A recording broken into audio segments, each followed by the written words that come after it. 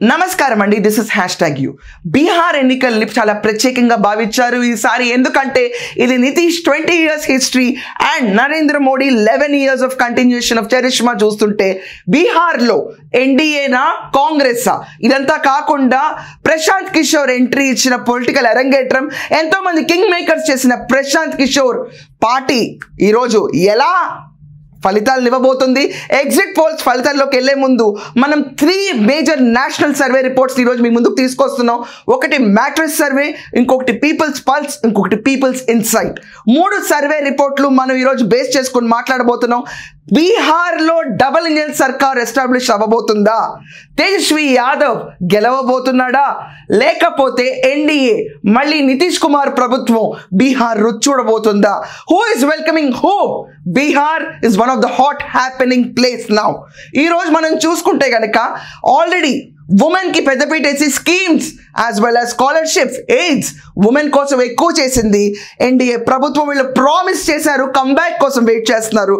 మనం చూసుకుంటే కాంగ్రెస్ మహాగఠబంధన్ ఏదైతే ఉందో మహాగఠబంధన్ ఫోకస్ చేస్తుంది మాత్రం మిస్ రూలింగ్, అలాగే యాంటీ ఎస్టాబ్లిష్మెంట్, ఇంటింటికి ఒక ఉద్యోగం, ఈ అన్ని ప్రామిసెస్ని ఉమెన్ని కూడా ముందుకు తీసుకెళ్తామన్న స్లోగన్లో వాళ్ళు ఉన్నారు.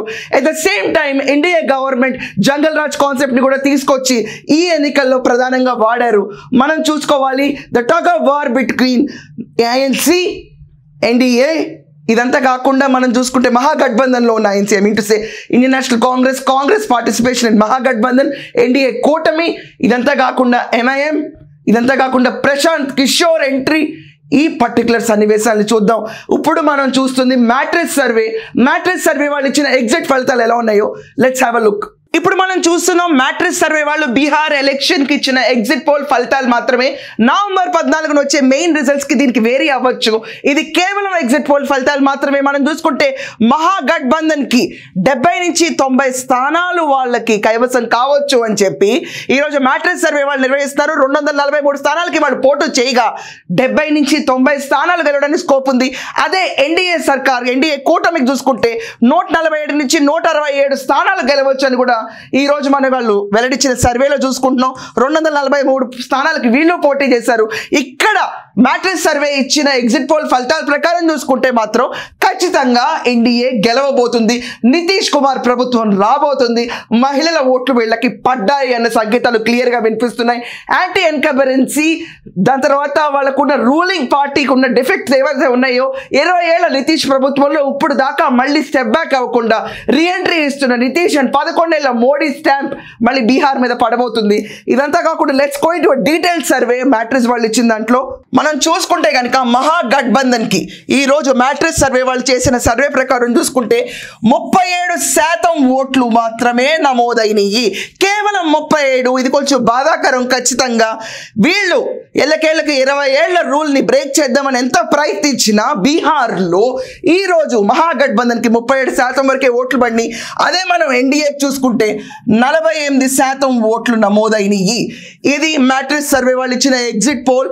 దీంట్లో ఇంకా విచిత్రం చూసుకుంటే కనుక మనం Prashant Kishor party, Jan Swaraj party JSP వీళ్ళు నమోదు అయిన ఓటు సంఖ్య శాతం చూసుకుంటే కేవలం 5% మాత్రమే. వీళ్ళు ఒకవేళ గెలిస్తే 0 నుంచి 2 స్థానాల వరకు మాత్రమే గెలవచ్చు. కింగ్ మేకర్గా ఉన్న ప్రశాంత్ కిషోర్ పరిస్థితి ఇది ఈరోజు బీహార్లో. చాలా బాధాకరం. ఎక్కడ ఫెయిల్ అయ్యాడో రీవర్క్ చేసుకోవాల్సిన పొజిషన్ తన పార్టీకి హెల్ప్ చేసుకోవాల్సిన సిచ్యువేషన్లో పడిపోయింది.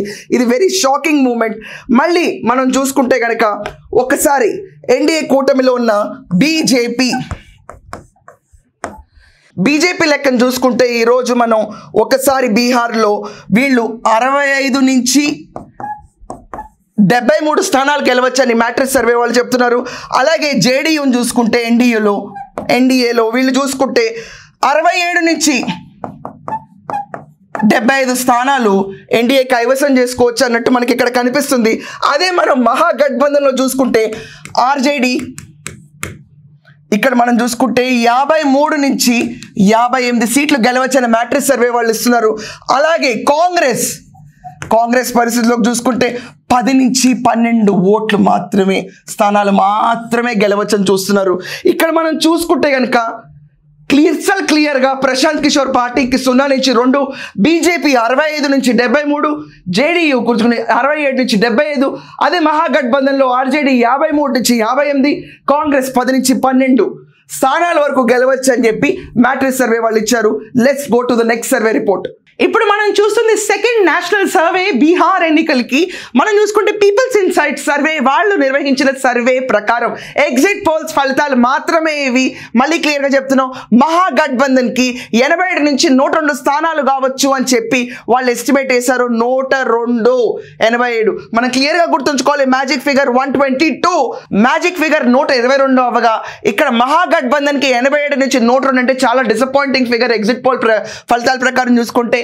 అదే ఎన్డీఏ కూటమికి మనం చూసుకుంటే 133 నుంచి 148 స్థానాలు, ఇది చాలా హైయర్గా ఉంది మిగతా సర్వే రిపోర్ట్స్ కంటే పీపుల్ ఇన్సైట్ ఇచ్చిన సర్వే ప్రకారం.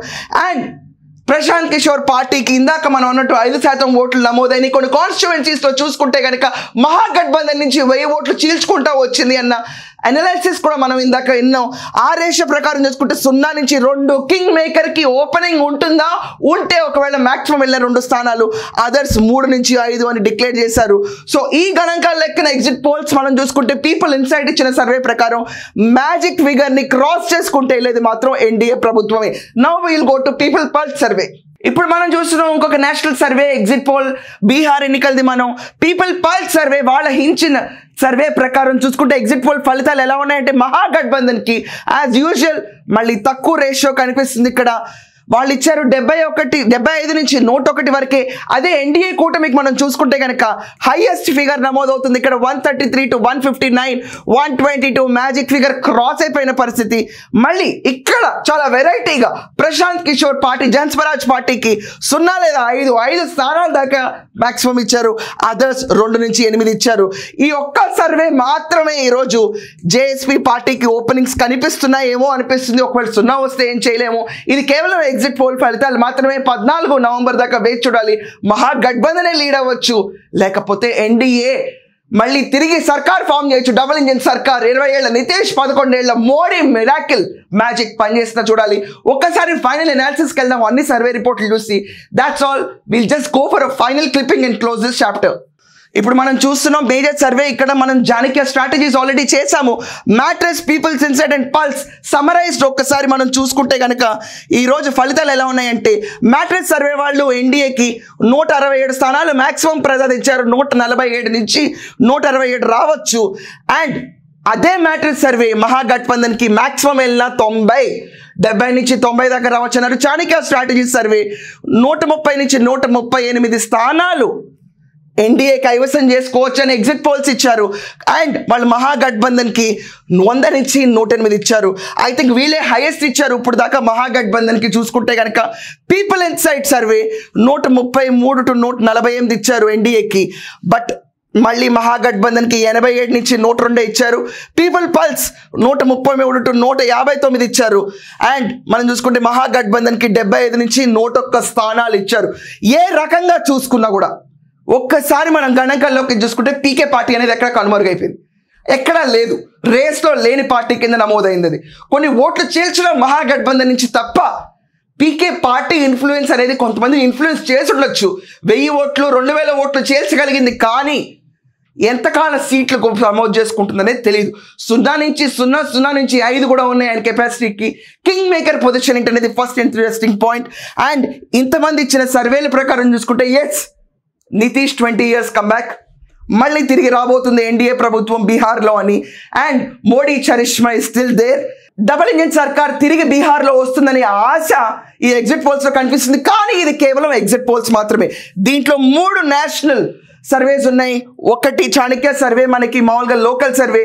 అండ్ మనం ఇన్ని సర్వేస్ అనాలిసిస్ చేసినా కూడా ఎన్డీఏ ప్రభుత్వం మళ్ళీ తిరిగి గవర్నమెంట్ని స్థాపించబోతుందని గట్టిగా వినిపిస్తుంది. But we never know. 14వ తారీఖు మహాగఠబంధనే గవర్నమెంట్ ఫామ్ చేసిన ఆశ్చర్యపోకర్లేదు. ఎందుకంటే శాంపుల్ సర్వేస్ వేరే అవుతాయి. చాలామంది నిజాలు బయటకు చెప్పకపోవచ్చు. ఇలాంటి సన్నివేశాలు చాలా చోట్ల చవి చూసాం. కాబట్టి ఇది కేవలం ఎగ్జిట్ సర్వేగా భావించి నవంబర్ 14 దాకా వేచి ఉంచాలనేది ఖచ్చితంగా ప్రతి ఒక్కళ్ళు గుర్తుంచుకోవాలి. That's all for now. Thank you.